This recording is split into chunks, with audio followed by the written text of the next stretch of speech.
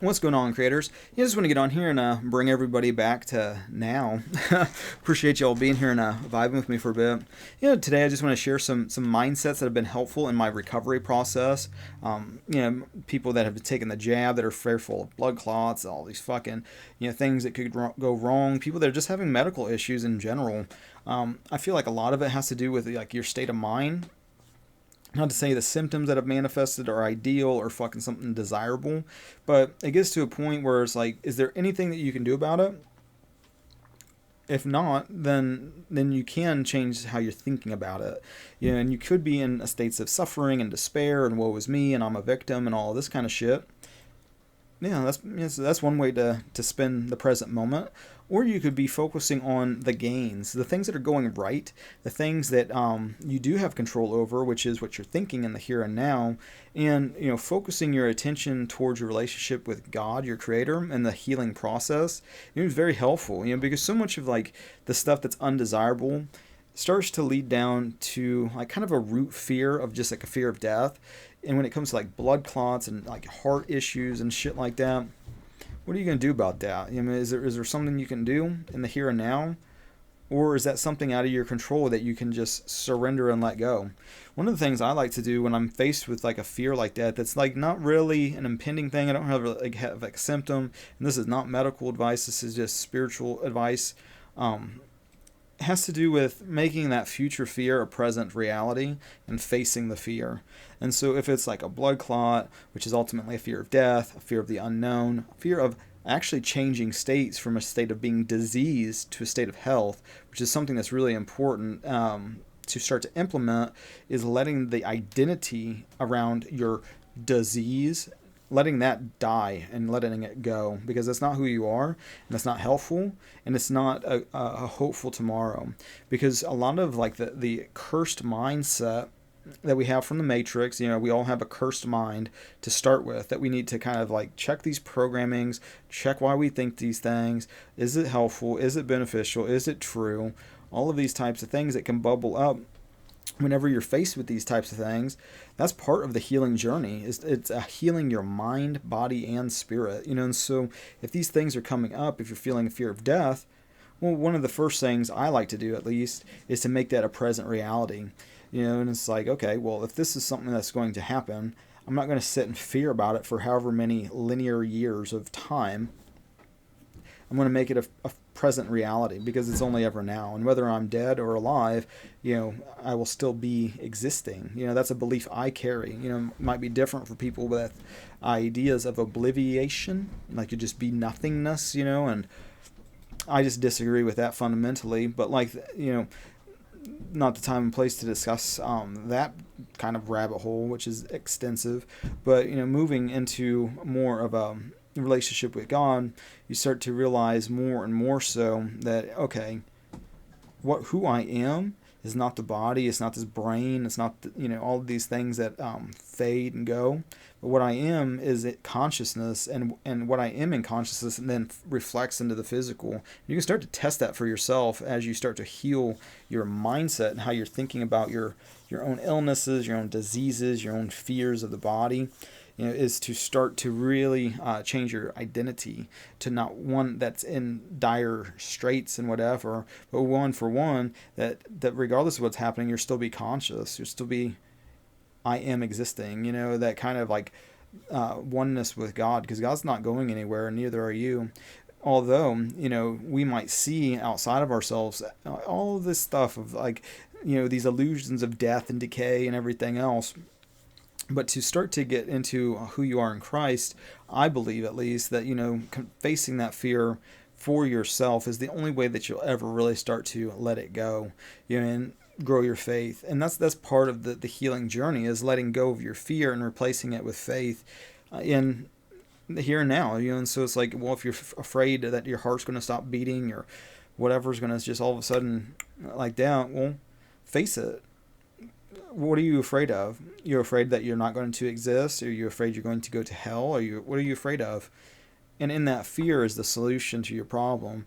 And that's at the same time, simultaneously. As soon as you feel the fear and have the thought, the counter, you have your cursed mindset, Well, the answer is a new thought, and asking God for that new thought is the remedy to these issues. And so, moving forward, is about, as at least in my point of view, focusing on not the undesirable future, but the desirable future. God promises us a future and hope, and not to hurt us and to prosper us. It's a biblical promise of God that you can start to stand your faith on when you are like in a recovery process and a healing process, like letting go of like all the mental narratives of like, oh, did you see I took this medication or whatever, and it could have this effect, and now I'm afraid that, oh shit, now I'm starting to feel something manifesting, and then you start freaking out and spending what, 20 minutes, an hour, thinking that you're going to die, instead of just facing that fear with God in the here and now.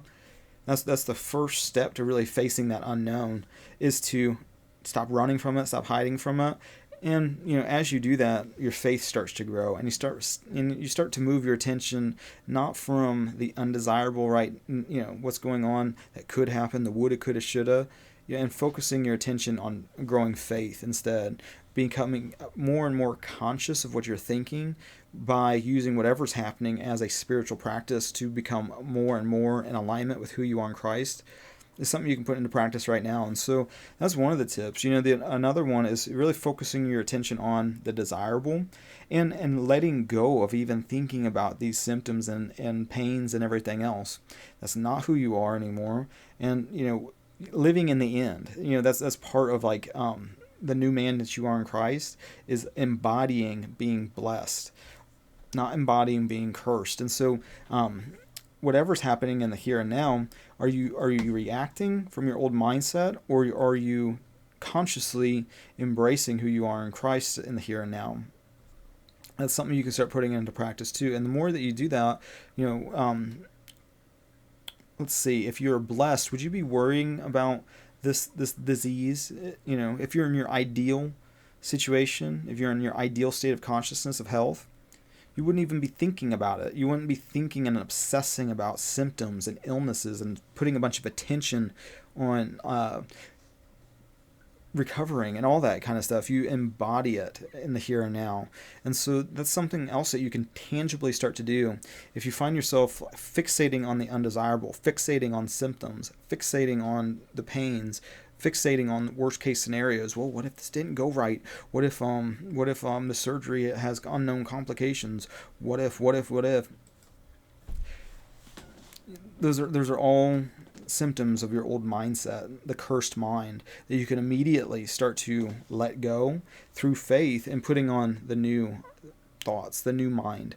And to do that, you can get into the Bible and start actually reading the promises of God and start to believe that those are true, because they are. But then in that, believing that whatever you ask for in prayer, believe that you received it and it's yours.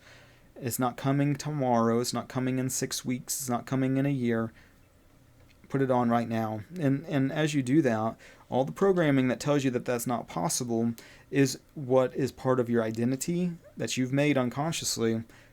That's the shit to start to let go of. And as you do, you'll be amazed that you'll kind of forget about your, who you were when you were the sick state, when you were the experiencing the undesirable. For the first time in a long time, I dealt with pain for 25 years with this fucking hip issue. And, it was weird because I'd been kind of walking with a walker, but I'm getting more and more strength to kind of just walk on my own. I was sitting at this desk. I was working on some music.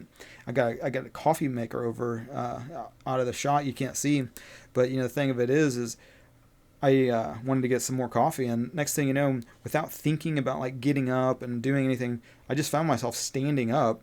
And this might have been a result of taking pills and shit, but it was by the coffee pot, and I just realized I just walked there without pain, without any problems, without a narrative, without a story.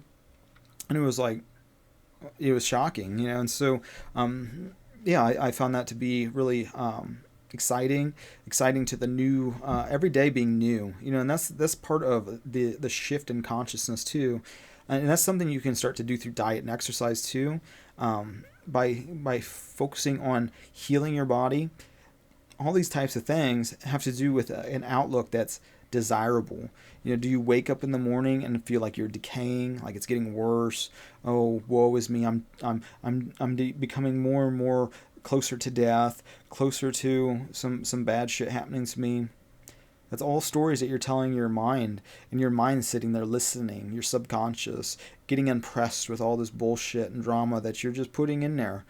Unconsciously in most ways, because if you consciously realize a lot of that stuff is then going to manifest, you wouldn't be thinking that way. So part of it is changing your mindset to be in alignment with like, oh, I'm excited to wake up. Oh, I'm seeing the gains. I'm seeing progress. I'm seeing more desirable start to manifest in my physical form, in my health and well-being, in the way I'm looking at the world, in the lens that I'm bringing to the here and now is getting better and better and better. As part of that, I feel like going from glory to glory to glory is in letting go of these programmings that are just hopeless attitudes and disempowering and just makes you feel like a victim of circumstance. And that's not who you are in Christ. It's important to really let these things go, and you do it through the testing by really putting it on, because you're already doing this. And that's the big takeaway in becoming more aware, is you're already doing this. You're already either telling yourself something desirable or undesirable. And if it's not in alignment with what God says is real, a lot of times you're believing things that are from the world that are fucking not true. And in that, you start to spiral. And you also start to see that being mirrored back to you in your day-to-day life, because that's a big part of this thing is, your form, your body, your relationships, your finances, all of these key things of being a human being. All of them are a reflection of the spiritual. It happens in consciousness first, and then is externalized like a big mirror that you can either then double down on unconsciously, which a lot of the world has done and continues to do. I mean, it's part of this repeatable pattern that you can see with your own eyes, which gets you out of a blind faith into a knowing, like, this is what is going on.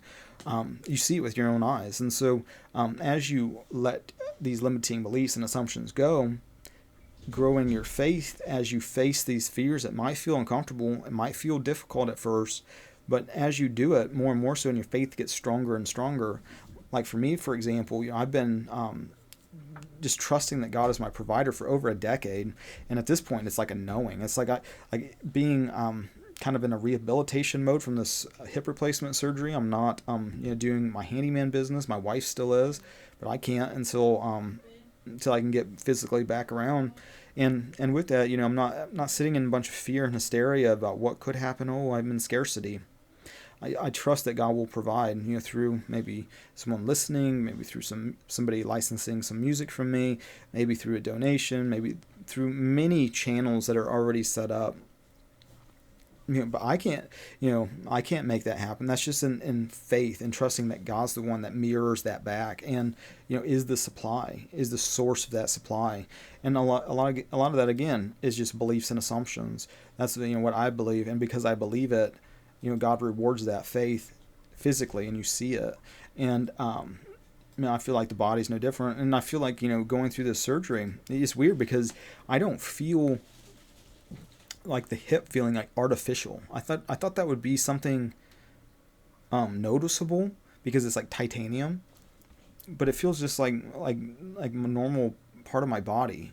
And with that, looking at this recovery process, and focusing on the I'm able to do this today. Oh, I'm getting stronger in this area. Oh, my physical therapy, I can do more repetitions.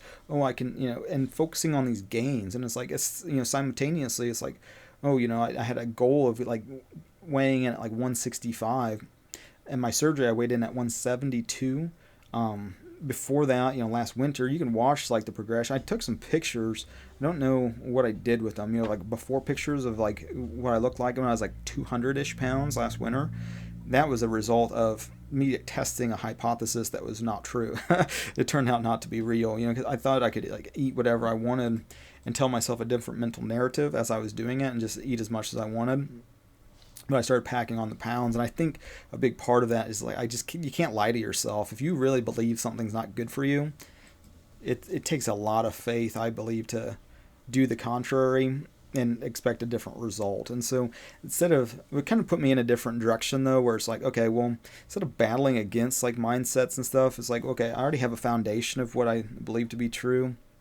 Looked at what's, what's serving, what's not, what's limiting, what's not. And it's like, well, the beliefs I have about like losing weight, for example, of like just running a calorie deficit, for me, it works. I don't know if that works for everybody, but I've seen a lot of like evidence in my own life. Plus, I've demonstrated it. I've lost almost like 30 pounds just by doing a calorie deficit, exercising, being more mindful of like the food I eat. It wasn't not a huge challenge for me though. But I've done it many times before, and so it's just like, okay, I just need to, and the thing that was like probably most helpful actually, come to think of it, is like the narrative that was going on throughout the day. When I feel hunger, in the past I just like ignore it or whatever, but I started to just every time I'd feel that sensation, just realize I'm burning my calorie reserves, I'm burning my energy reserves when I feel this sensation. Same thing when I feel pain. I start changing the narrative of like, oh, woe is me, to I'm strengthening, because I realize through like exercising and working out and stuff, fucking sore all the time. It doesn't mean that you're hurting yourself, but it does. You gotta check those stories you're telling yourself. It's really helpful. And with that being said, I think I'm probably gonna bounce. I've been trying to get this guitar cover going, but I haven't issue like sitting up to like actually play the guitar. I was able to make a new track where I got the couple of recordings from the guitar, and it's kind of a bitch, but that was a couple days ago, and so I might try again here later today, maybe tomorrow. But it just, hopefully just put out good energy for you guys. Part of like going to church and whatever, I play guitar at the church, and like the guy that kind of is the leader of the music stuff, he's always like, oh, let's give him heaven.